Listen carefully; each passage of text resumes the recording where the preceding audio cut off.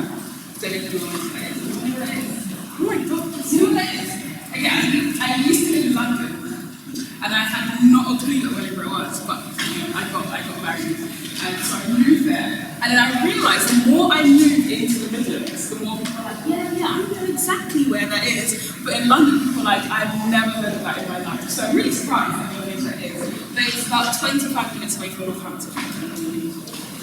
Amazing. So yeah, my name is Tobi, and welcome to this workshop on listening and responding to the voices of children and young people. Just by a show of hands before I kind of delve into it, so I know, who exactly is in the room. How many people here actually do work with children and young people? Okay, good to know, good to know.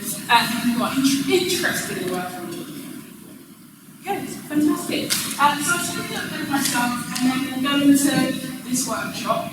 I used to be a secondary school teacher, and so I'm trying to bring back my teaching habits. I've been looking at Harvard, everyone with me right now, I'm just trying to bring that in, so please do bear with me as I do that. So, like I said, the focus today is on listening and responding to children and young people. I've come from the Growing Faith Foundation. There's going to be a bit more on that in a few slides' time. But I thought I'd just tell you two quick stories, okay? So, like I said, I just recently got married. At this point, people do say congratulations. And I got married, and my new last name is this last name called Omoloso, and it's a last name from Nigeria, okay? And it's from the Yoruba ethnic group. And I asked my husband, what exactly does that name mean? Because I don't know if anyone knows any Nigerians, but we're pretty big on names. Like, names must mean something. And he said, actually, it means children are adorned with treasures. And I was like, what? That's so weird. That's literally like my job is working with children and young people, and I'm now acquiring a last name that means children are adorned with treasures. So I just thought I'd share that. So I'm going to be talking to you a bit about this piece of work that we're doing at the Growing Faith Foundation. It is a growing piece of work. We are trying to do more and more of it. And so you will hear me saying this is a pilot a lot of the time, because we do love that at the foundation. And I just want to share a story with you about why this is really important, about listening and responding to children and young people. There's going to be a lot of anecdotes throughout this section, but I thought I'd share with you a story from a chaplain, okay? He was celebrating 10 years of chaplaincy in his school, which is a great thing. I don't know if anyone knows any chaplains, that's a really huge deal. And he had this year 12 student come up and describe what chaplaincy means to him. And he said, can everybody close their eyes? Feel free to close your eyes if you want to, while I take you on this journey that he took everyone else on. And he said what it was like for him when he met his chaplain was that he was in a really, really dark room. So imagine that you're in a really, really dark room, and that you don't know where you are, you don't know what's going on whatsoever. And all of a sudden, you see a light coming towards you.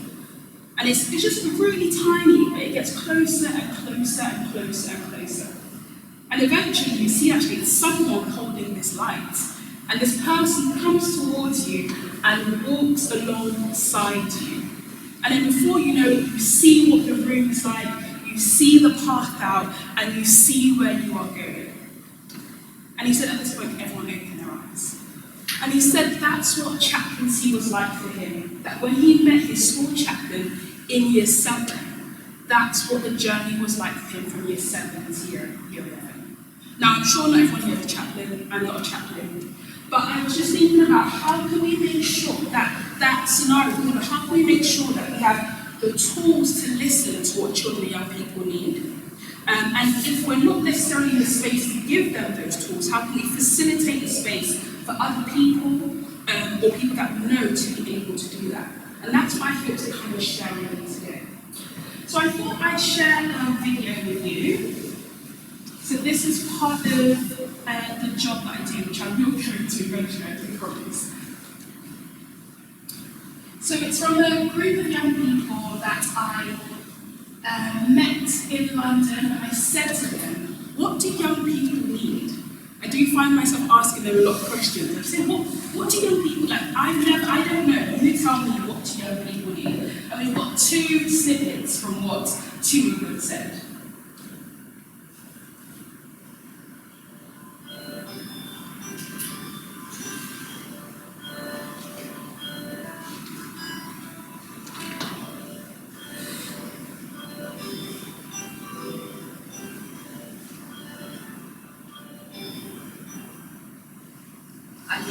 main thing people can do is, as we've already said, create a safe place, a safe relationship where you can just really express what's going on, because even just telling someone what is going on in your mind as your mind is still developing and letting that out, like, clears your mind and it makes you just a lot healthier and a lot better, and it offloads you so much and it takes all the pressure that someone knows like what you're going through, even if you're not even going through anything particularly like a particular struggle or anything.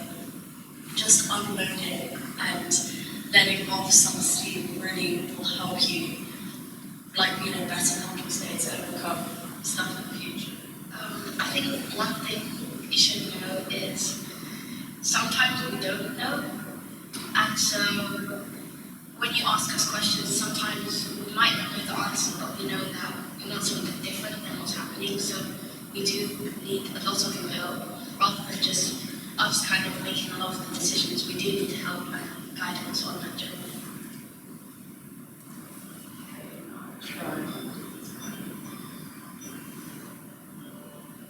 So that little girl that spoke last, I saw her a few months later for another event and said, I hope you know that you become a little celebrity in our line of work. Because I thought what she said to me at the end was so profound. Like, sometimes we don't know, but we do know that we need some help. And when I think about listening and responding to the young people, sometimes I find that when I first started this role, which I'll go into a bit at the moment, or when I speak to people that are doing this role, we can sometimes think that we know exactly what they want, like we'll do this, and we'll do this, and we'll do that. And I was really, genuinely, really challenged when I heard her say that, like, sometimes we don't know. And I thought, oh my goodness, how do I facilitate a space for you to unpack things and also walk alongside you so I'm not imposing things on you? So I'll just go through what we're going to go through today. This is the most teacher is going to be, so do bear with me, little session names. I'm going to go through what is the Brain Faith Foundation. That's what we do where I work. I also like to hear some of the ways you listen and respond to children and young people. And then I'll go into some strategies that the Brain Faith Foundation uses to listen and respond to children and young people, and then something that we like to call a move to action. So just quickly on what is the Brain Faith Foundation. So Brain Faith is a movement that exists to put children, young people and families instinctively at the heart of all the mission and ministry of the church by changing the culture of the church movement. Like my line manager, Lucy Moore, was there, she'd say, well, that's a big ask, isn't it? That's a really big task to do. And it involves churches and households working together to help children, young people and families have life in all its fullness. Now, we're underpinned a lot by John 10:10 to have living life in all its fullness. And the way that we do this, because it can seem quite, how does that even work? I don't know if anyone here is Brain Faith. Brain Faith Foundation. Yeah, okay, brilliant. So the way in which we do this is we believe that young children, young people spend all of their time either at home, at school, or if they go to church, at church, right? Those three spheres. And we do this thing through things called networks, hubs, programs, research, and now chaplaincy. Now, networks are all about bringing parachurch organisations together to communicate with each other, how they're learning together. Hubs are all about how can we give funding to people and groups of people who want to take risk in like different types of ways to engage with young people. So some places are doing things like Lego Church and like Forest Church, all of these really cool, exciting things. Programs are all about strategic leaders, so how do we develop leaders in this field, and also commission research into this field. And we've just started thinking about how do we raise the profile of chaplaincy. Now, within all of that sits the voice of children and young people. Now that's where I sit, and that's my job, okay? So I'm what's called a coordination specialist. And what I do is I think, how do we involve children and young people into all of these different spheres of work? How do we make sure that we aren't tokenistic in our approach, and we're genuinely listening to them and not just taking from them without giving back? And that's what I do. Now that is a lot of talking for you, so we're going to do a little bit not listening to what I'm saying. So I thought I'd do a little bit of how far do you agree with each statement. Now, I do want to do something called voting with your feet. Has anyone heard of voting with your feet? Amazing, that's what I've been sitting down for too long. So if you'll be on this side of the room when the statement comes up, it's yeah, you strongly agree with what's being said. If you're on that side of the room, it's absolutely disagree. I don't agree whatsoever with that statement. And I'll be generous. If you're in the middle, you're like, oh, I'm halfway. And I will say, please do explain why you've chosen each place. So agree, maybe, and disagree. Cool? Real. So the first statement is, it's good to have listened to children, even if you don't use their ideas. So if you agree with them, come over here. If you disagree with them, and maybe it's good to have listened to children, even if you don't use their ideas.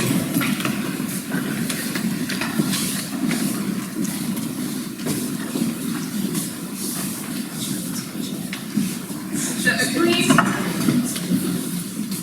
disagree, and then in the middle it's kind of like, oh, maybe yes, maybe no, I'm not quite sure. Kind of agree, kind of disagree. And here is, I don't know. Yeah, are you on the agree side? Thank you for face. So it's good to have listened to children even if you don't use their ideas. Would anyone like to explain then why they've chosen the place they're standing? And can you tell me your name as well? If we're not using their ideas, are we really listening to them? Are we listening to what they want? Are we listening to their opinions? But they're not. Thank you. Anybody else? Yeah. Yeah, I think it's well reasoned not to use their ideas. Like, when kids say, more time. Like you got to agree with and do what they say, but you don't have to do every single thing. Yeah, okay. So we've got one, if you don't use their ideas, have you actually listened to what they're saying? And then we've got, well, we can't listen to everything they say, because if they say they want, I don't know, lots of chocolate, we might not be able to give that. We have to balance it out. Anybody else take one more? One is to listen, because the children sometimes just want to explore things in their own. Going off the chest, Okay, yeah. and it might be just a step towards something else. Okay. It's just allowing a voice. Might be a step towards something else, allowing them a voice. Thank you very much. Next statement coming up now. You can't put children first if you don't involve them. You can't put children first if you don't involve them. So agree, disagree.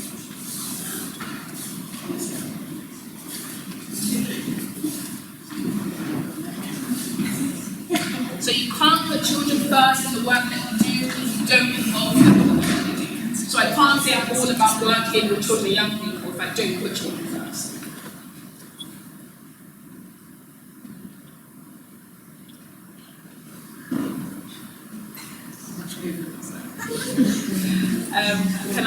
Jake, why are you today there? Again, if you're actually not involving them, are you just doing what you think they need, or are you doing what they really need? Hey, Yeah. yeah, are you doing it? That phrase comes up so much, you really realise, are you just doing it to tick a box that we've just done there? Anybody over here like to tell me we take one more before we move on? Just time. Please tell me your name. Put children first and youth groups, so I have to listen to children to hear what they're speaking, hear what they're saying, and really, work alongside them, not telling them. And so I have to listen, I want to listen. Thank you so much. We've got 3 more and then we'll have a seat while we discuss the others. Adults should listen and take children seriously. Okay. Yeah. Just take one person describing why everyone's come up on this side. Anybody? Yeah. Brilliant, thank you. It's too complicated to include children's voices in our work, and often it won't influence our decisions.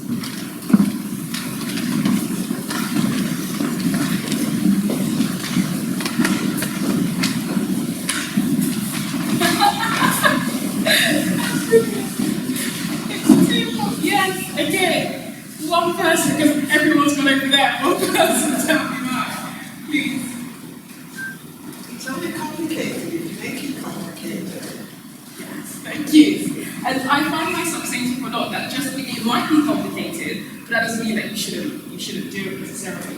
And the final one, voices are deeply connected to power. Voices are deeply connected to power.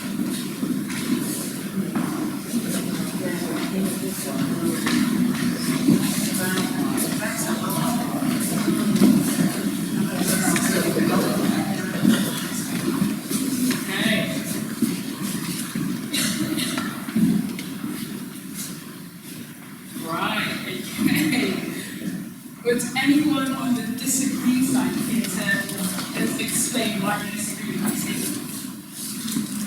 It's what do you mean by the word power? Okay. Because power, as we saw yesterday in the press, can be used badly, but actually you can help to support children with power by getting alongside them. So I don't know where I said it. Yeah, it depends on how you use the word power. Thank you. And anybody on this side? I would say, being heard is empowering. Yeah, being heard is empowering. That is very true. Anybody else finally before we take a seat? Yeah. Sorry, both of you. So you go and you get to. Power and decision making are the same thing, as long as you hear and take a variety of thoughts and feelings about everything can inform decisions. So it's still empowering to be heard, even if it's not a decision, it doesn't mean it's a decision. Yeah. Yeah, it's really not concerned. I think young people, if they've got a voice that's being heard, they're helping to shape, the youth or children ministry, and that is, I guess, power in a really good sense. They actually have the power to bring it up in their own to help change it for better. Thank you so much for indulging.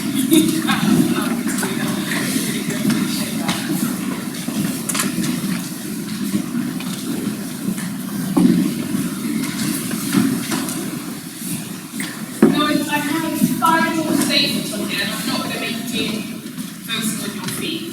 What I'd like you to do is that the people next to you or around you, can you put these next 5 statements on a scale of most agree to disagree? So what do you most agree with, and then going down to disagree. So I'll put the 5 statements out now.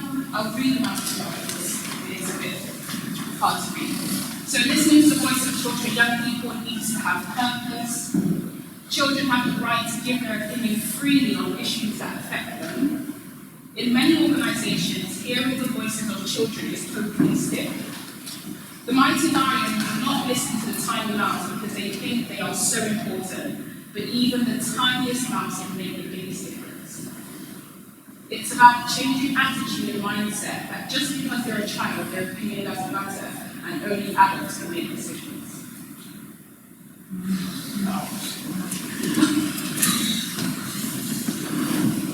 It's great that you can bring it back, thank you.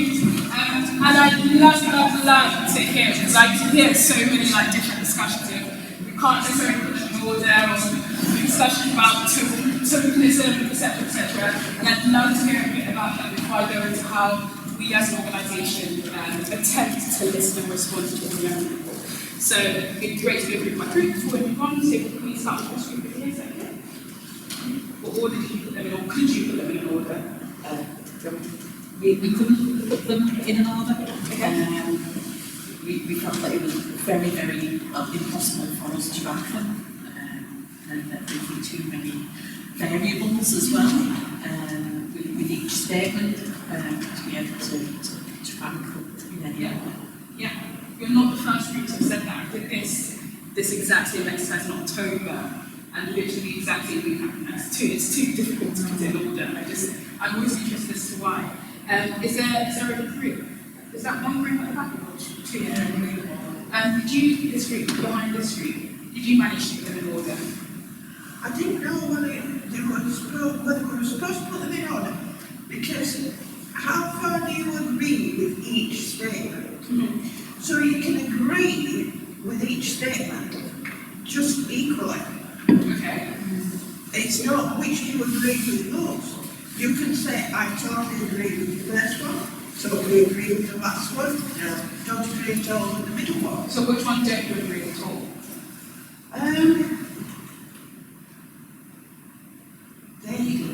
Well, sort of the last one really Okay. was a bit, didn't resonate well. Do you have any ideas why in that first case, or it just didn't? Okay. Yeah, it just didn't feel right. Okay, fair enough. Thank you. Can you put it back? We struggle with crime campaign as well. We speak with quite with a lot of them. The tokenistic one was the one that we thought was probably the more realistic we have, because we think most organisations are, using your words here, trying to address that. And but we did come up with some examples where we thought that possibly is the case, that it is tokenistic. We think most places are trying not to be tokenistic about it. The giving your opinion freely as well is an interesting one, because it's about having a structure around allowing them to give their opinions around things. They should be allowed to give their opinions freely, but not if it's interrupting other things or There's a lot of respect. Yeah, Respect something. Yeah. Absolutely, we're listening to people, and there has to be a kind of way of doing that. Yeah. Appropriate. There's a structure, isn't it? That as how society works. So, yeah, agree. I think we agree with a lot of them to some extent, very always. And I think we probably felt that last one is the most important, because if people haven't got the attitude that the children actually contribute, what I'm going to say, just the language to say. And I think going back to what all the groups said, the one about giving the opinions freely, we said much to say that yes, they should, but they may have to be taught how to do it in a respectful way. Yeah. And it seems to be a group. We very similar to the last two, isn't it? Like the first one and the last couple, and then the more we discussed it, the more boundaries we got. And there was no particular order, because they're all important. However, we agreed that the second one would be, well, I did. That needs to be done in the structure together. So it's safe to give an appropriate, so that they can value their opinions carry out. Yeah. Yeah, thank you very much. Is there one final or two?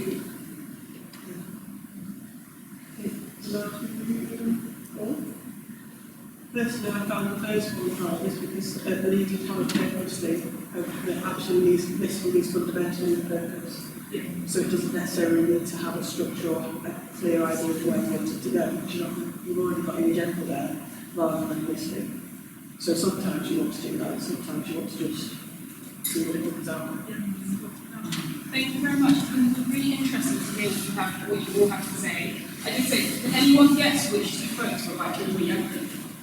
I think the third and fifth one. Any other guesses? The second one. Yeah, right. The second one and the last one, the fifth one. Amazing. So what I'm going to do now is I'm just going to talk for a little bit.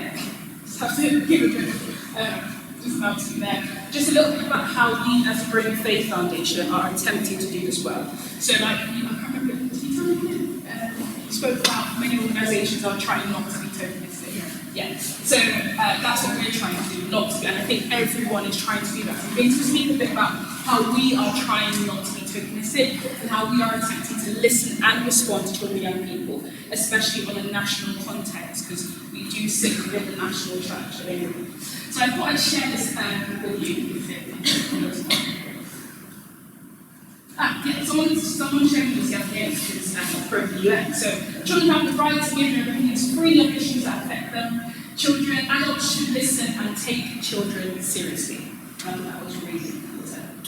So these are the three things that we've shown you. So I've been in this role since January 2024, so that's since last year. Now, when they created my role, it was the first role of its kind within Bring Faith Foundation, within the Church of England education team. And I've been really fortunate to be able to shape what the role looks like, And it has come with its complexities on work, trying to figure out how do we do this work on a national scale. So I tried out different types of things, but what I've landed on at the moment, and I'm sticking to this pilot for this academic year, up until July this year, 2025, are these 3 things. So I'm doing something called a focus group pilot. Okay, I will explain what that means, and I do think that the name doesn't actually explain what it does, but you know, such is life. Where I realised that as someone who sits in a national context, so I used to be a teacher, like I said, so I had a group of young people that I always work with, like, hey, do this with young people, and do that with young people. And then I realised that actually sitting in a national context is very different, because there isn't just a group of young people in my classroom that I can consult on their views. I do have to figure out what is the best way to do this. So what that looked like, we came up with is this thing called a focus group. So it's for me to collaborate in my role with different people across the different dioceses that are doing this work. So this half term, coincidentally, I'm actually working with Mike North, on how he uses events like Breathe Deep. I don't know if you guys have heard of Breathe Deep. So how he uses events like Breathe Deep to listen and respond to children and young people. And we actually just recorded a podcast with him, which focuses on him going into this in a bit more depth.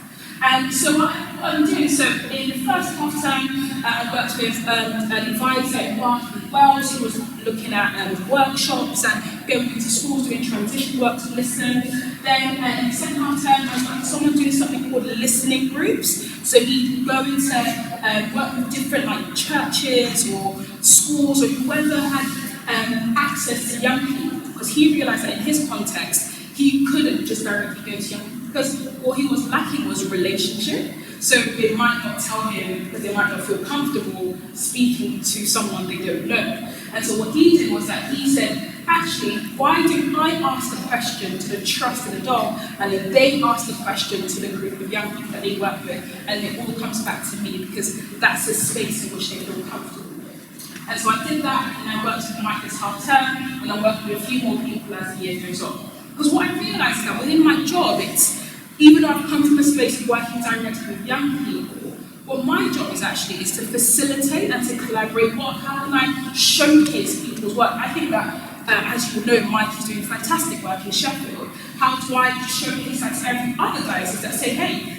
this is what Mike is doing, and if you would like to facilitate an event for children and young people in your diocese, why don't you connect with Mike in this diocese? And so that's what I'm doing on a broader scale. And then I figured out how do I connect with young people? And I took a little bit of ideas from Matt in Leicester, actually, when he was talking about speaking to the trusted adults. And what I came up with was this thing called question of the half term, which is where I send out a question each half term in collaboration with the person I'm working with that half term. And I send it out to people's trusted adult, and I say, please, can you share this with your young people, and can they anonymously answer these questions, and then I will share this with as many people as possible, saying this is what these young people are saying at the moment. And so I'd love to share with you what that would look like.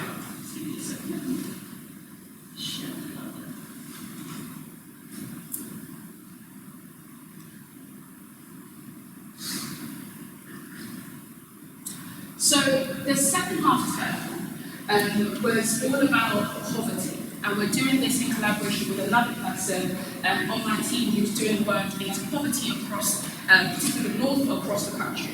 And we asked young people this question: do you think God cares about these questions? Do you think God cares about poverty? Do you think getting rid of poverty is connected to faith? And before this question went out, I was speaking to my colleagues like, I wonder what they're going to say. Like, I wonder what young people are going to say. And I don't know about you, I don't know if you have any like preconceived thoughts about what exactly they're going to say. And I'll show you 2 different quotes that absolutely floored me in what they were saying. So, in response to do you think God cares about poverty? So about 400 young people answered this question. So that's young people from ages 5 to 18. Some were done in like workshops with their chaplain or their teacher, and some were just done like, I'll just answer on my phone really quickly on my way to school. And 80%, only 80% actually of those young people said, yes, they God cares about poverty. And I was like, okay, thank God. Thank God that you're living this, and it's not, 100% says absolutely not, I don't agree with this whatsoever. But then we had the opportunity, to share a bit more about what they think. And this young person wrote, I think that God does care about poverty. As in the Bible, it says something along the lines of that, just something along the lines of that. God cares about even the birds in the sky. So how much more does he care about you? Which shows that God cares about every single person, so no one deserves to live in poverty. Now, I taught RE, and I know a religious education answer my mind. Like, I see one, this is definitely one. But I thought how interesting is that this person can link what is going on in the world to what's being said in the Bible. And I thought that was super, super interesting. And this is where, for me, it gets even more interesting. Is that even though 80% said yes, God does care about poverty, about 50% think that getting rid of poverty is connected to faith. And there were lots of different answers ranging from, if you don't want to be poor, then you just have to work hard enough. Which I don't know about you, but for me that was I was really shocked by that answer. And then you have answers like this,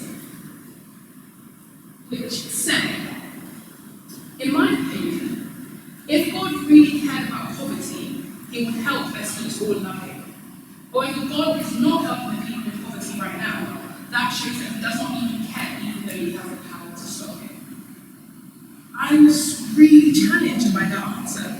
Because I was like, I can't necessarily speak to a young person and say, don't you think that? As a religious person, I cannot listen while you think this. But as I was writing my report on this to send out to people that answer this question, I was thinking about how do we walk alongside young people as they're unpacking this answer? Because the truth is, they're grappling with loads of different hard topics all the time. And I thought that's what's important about listening and responding, because this is the listening part, okay? What do you have to say? You tell me. But the response is, A, not assuming what they're going to respond. I could not in a million years have assumed that someone would say, well, if he cared about poverty, he would help, but he doesn't care enough because, he hasn't stopped it, he has the power to stop it. But then when I realised, well, of course you're grappling with that. That makes so much sense because you're seeing this, and then you may be going to church and you're hearing that, and you're like, that's a massive gap. Like, why is that not that? And that's where I believe the responding is, that we can't just stop at the listening, because the listening will just tell us that, but how do we then move forward from that listening? And so that's what I'm trying to do with the question of the half term, as you realise I'm shy, I'm running out of time to stop talking too much. So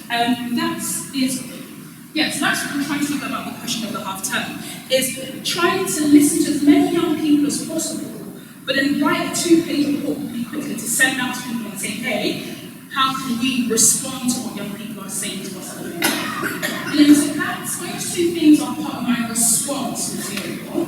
But then what I also do, like I showed in the first slide, is that I do go around and I do film videos. So I lead workshops with young people and I will film a video. And what I find really encouraging about the video, and I'll show you one really quickly, is there's power in showing adults that work with young people directly what young people just are saying behind their back.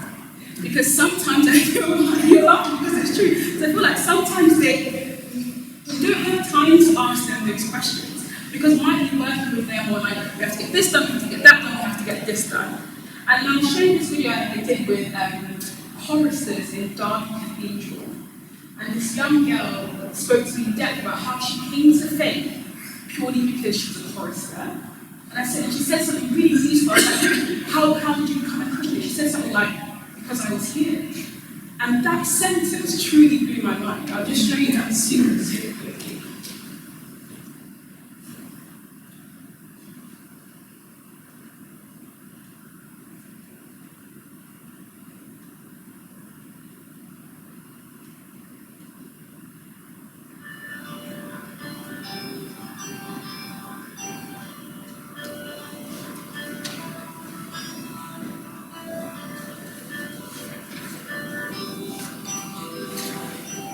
What is important my family. Self-improvement in general? Well, probably music, singing. I mean, I suppose doing well in school is important because, like, I want to get a job when I was in prison. I don't want to, not do well. I suppose friends. I suppose I'm in a music kind of school, so I suppose, like, practicing for that, I like the musical. Legally blonde, so it's not really. Yeah, my family. Being able to, like, connect with other people. Yeah. Do your parents meet? No. And then you do you have any siblings? Yeah. No. Do you? Yeah. Because I was here. Yeah. Some people say that music makes them feel closer to God. Right? Have you heard that before? Yeah. Have you ever had that experience again? I don't know. Yeah. Like, there's no times where, like, just listening to music and seeing the music, like, you just get goosebumps. Like, it's just. Have you ever had that experience? Yeah. I don't know really. I don't really know how to say yes or no because I don't know what it means to feel close to God. Because I mean, no one really knows what being around God feels like. So it's not too easy to put your finger on. You hear it all the time, but then it's like you actually like believe it's like different.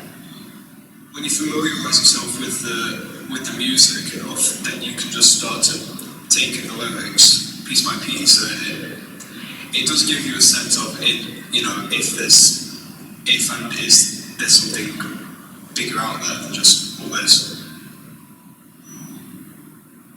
Now, when I showed that video to Alex, the person who runs this education program in Dartmouth Cathedral, he was moved to tears because he never actually heard the young people describe it like that.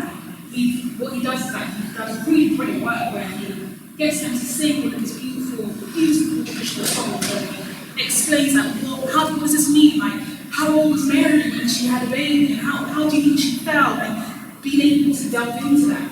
And because of this video, what actually happened is that he was able to spend more time speaking to young people about that and responding to them in that way. So that's what I'm doing. I'd be happy to speak to anybody about that a bit more after. But I'd love for you to have some time speak about what are some ways when you listen and respond to children and young people. I would love to hear from a few people because I believe there's power in sharing our work and collaborating. And if you don't necessarily do this work, what are some ways that you might have seen people do this work that's been very effective? I'd love for us to do that. So if you could spend just about 5 minutes doing that in whatever group you want to do it in, that would be great. Thank you. Amazing. I'd love to hear what you can say. Just bring it back. That would be great. Thank you.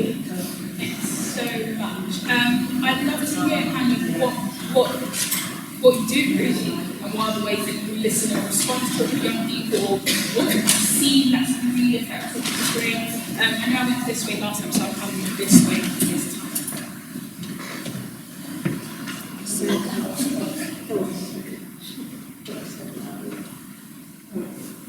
So I would say we recently have done the kind of getting a new video and we really want the children to be seen and heard of that. So they were asked to answer the questions that we asked them quite into that letter to them. But we also they did a photo exhibition of all the things that they loved about their church, which was up for the whole year so that people could come and see it. And we also did like an excerpt of all the different words that they loved about it and took the time to look about it. Thank you. And please, this is the reason why I'm doing this, is just to share these ideas. That's brilliant. Thank you so much.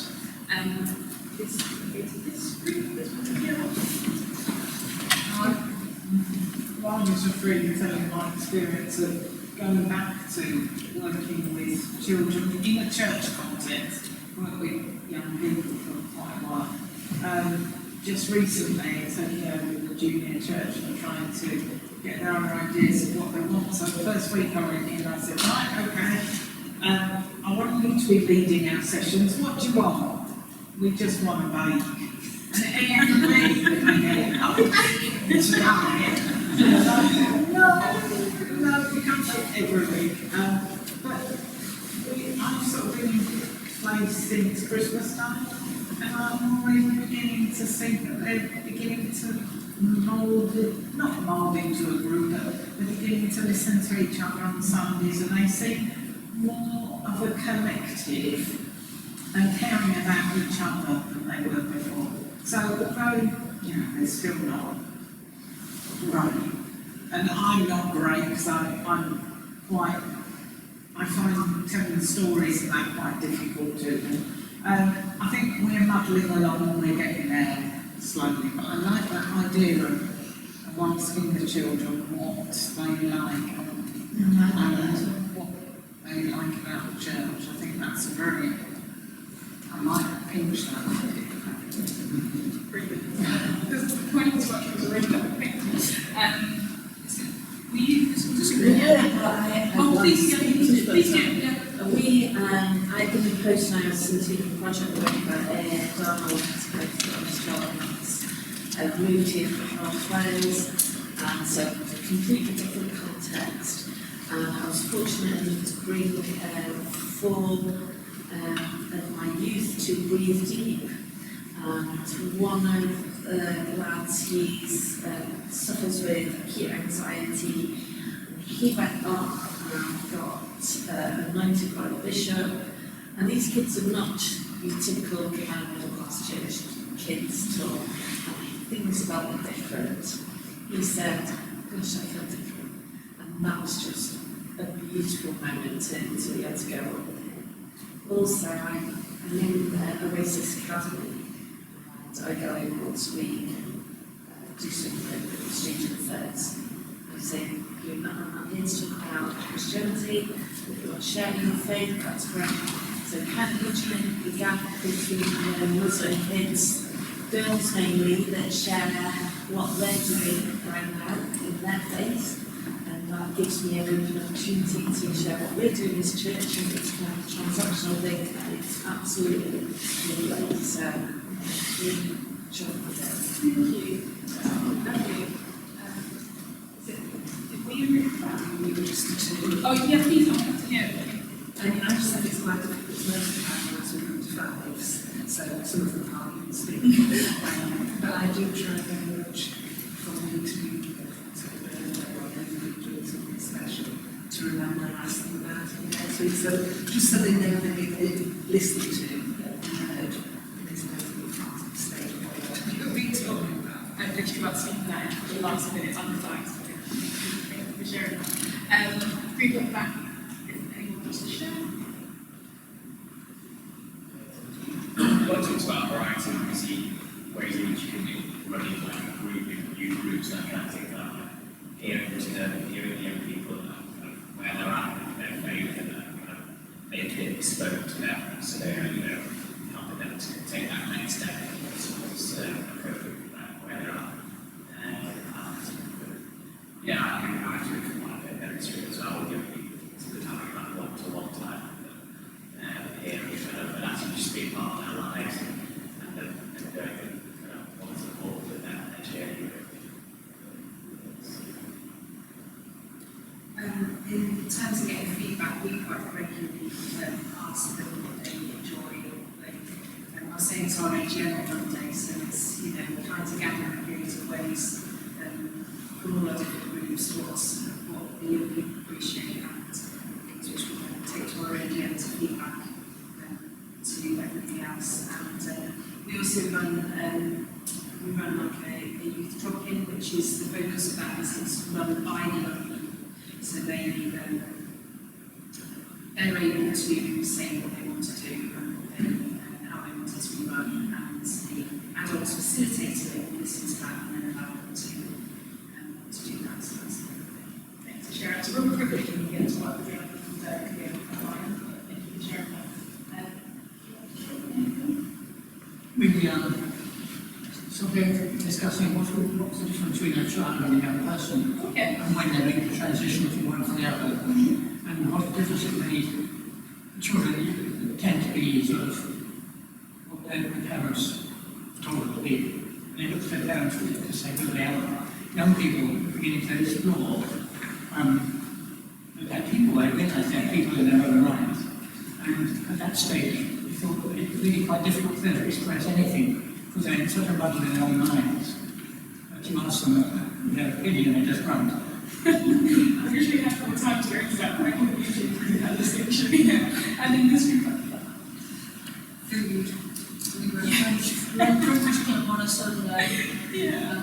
They'll come from the room Yeah. and talk to us and we study as well. The other one is that when our youth work was actually able to go to secondary school with a big tray of cupcakes. She opens the classroom door and she just sits and reads. And that can be interpreted fantastic conversation. That's amazing. Thank you all for sharing. I'm conscious of time. Thank you all for sharing. And if you would like to speak to anybody here, if you don't know anybody, and like, oh, I love the idea that you just said, can you tell me a bit more about that? That's what I love doing that in the work that I do, is just making sure people hear what other people are doing as well in this field. My email is up on the board, so it's tobi.omoloso@churchvaler.org. If you'd like to connect or hear a bit more about what I do, please do connect with me. I'm always interested to hear what people are doing and how we can work together. If I can spotlight anyone's work, or put you in contact with anybody who's doing so. We do have a research conference, that's what the barcode is for, QR code. We do have a research conference that's all about children and young people. And research has been done into this field by our researchers who are coming to share this, and it's being held in Bristol, and some young people are coming to lead worship in it as well, which I think is absolutely fantastic. And also, please do keep an eye out. If you would love to know this, please do email me. I've put together something called a listening toolkit, which is where I spoke to all our 2024 researchers on how they listen and respond to the young people. And the reason why I think under 5 is because there's someone in there who did a whole paper about listening to under 5s, and listening to toddlers and what techniques she used. So if you would like, it's coming out in the next few weeks. If you would like to have that, please send me an email, and I'll let you know when that is out. And finally, also, I recently just recorded a podcast with Mike North, where he spoke a lot about 3D and about the ways that he listens and responds to young people.